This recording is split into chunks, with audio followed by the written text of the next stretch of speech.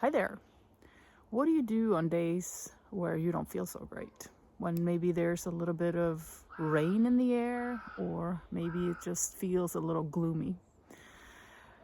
In this video, I was going to talk a little bit about some great ideas for how to manage those difficult days. And sometimes those days turn into weeks and months, but keeping up a great sort of idea about it or attitude about it might be super, super helpful. And as you can see, it's raining in the background here. So it's one of those days. Yeah.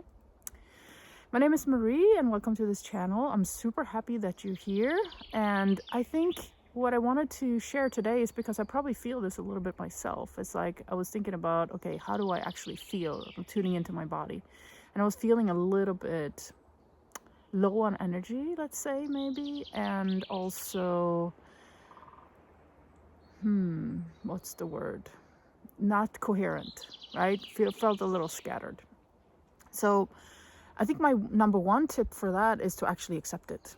And I know that sounds like, well, that's not going to be helpful, but it actually is. So the first thing to do when you're feeling a certain mood or a certain way that you don't feel like it's positive. You feel like this is draining, this is exhausting, I feel down, I feel sad, I feel, fill in the emotion, right? The emotion that we don't like.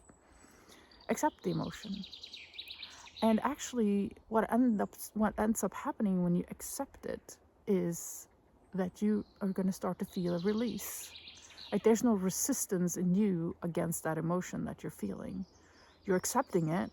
And then I think the next step would be to say, also give that emotion some love. Because that emotion or that mood or that kind of feeling that you're carrying around that's driving you crazy, let's say it's anxiety, worry, sadness, that emotion is trying to tell you something. It has a message for you. So my very first step would be accept it.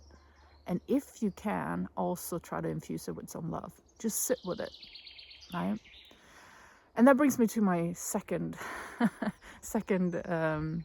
tip of the day is meditation. Do you have a meditation practice? If you don't, I would really suggest that you pick one up in this local store, right? Kidding. But seriously, meditation sounds like this kind of difficult thing that only gurus on top of mountains do. And maybe sometimes like it can feel that way, because as soon as you sit down with that anxious thought or that anxious feeling, your mind goes haywire and you're just like, I really don't want to sit with this. Like I'm supposed to be able to turn on my thoughts, right? Which you're not supposed to be because you can't. So when you sit there and meditate, your goal is not to turn off your thoughts. Your goal is to just sit there for 5 minutes in the morning, maybe 10, and then maybe the same thing at night. And as you start to just sit there and watch your thoughts, you pull yourself back continuously. You watch the thought of like, oh, I really should be doing something else instead. Or this is really, like clouds in the sky. You start to watch those thoughts. And you're gonna get pulled into the thoughts, for sure. You're gonna get pulled in many times. But then you bring yourself home and you say, wait a minute, I'm just sitting here. I don't have to be pulled by that thought. And it's going to happen 7 times. And 7 times you're going to be able to bring yourself back. You're going to be like, wait a minute, I'm not following that thought right now.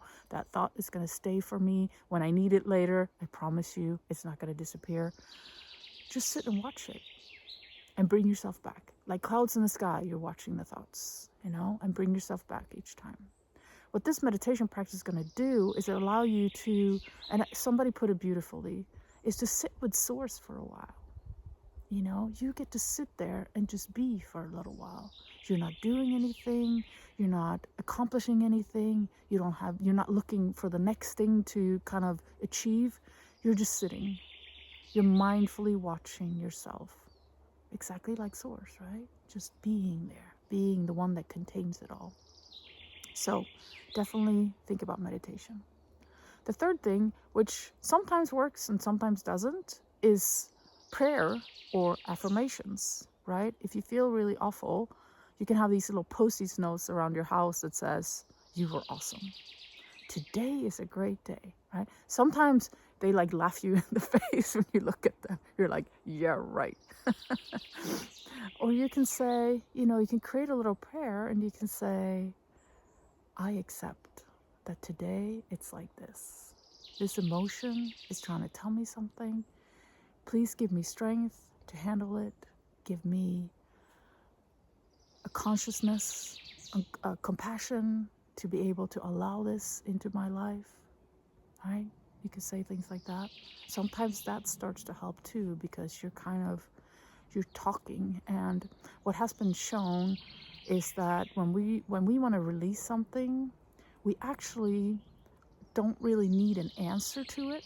Like when we pray, or when we look at affirmations, or when we want to talk to a friend about a problem that we're having, we're not looking for a solution. We're not saying, I have this heartbreak, and, this guy left me, this woman, ghosted me, and now I feel like this. And we're not looking for our friends to say, oh yes, you know how I solved that last week? Like, no, that's not what we find is that what we're looking to do is to be heard. We just want to be heard. We just want to express what it is that we're feeling. As soon as we feel like we're heard by a friend, by the universe, by God, right?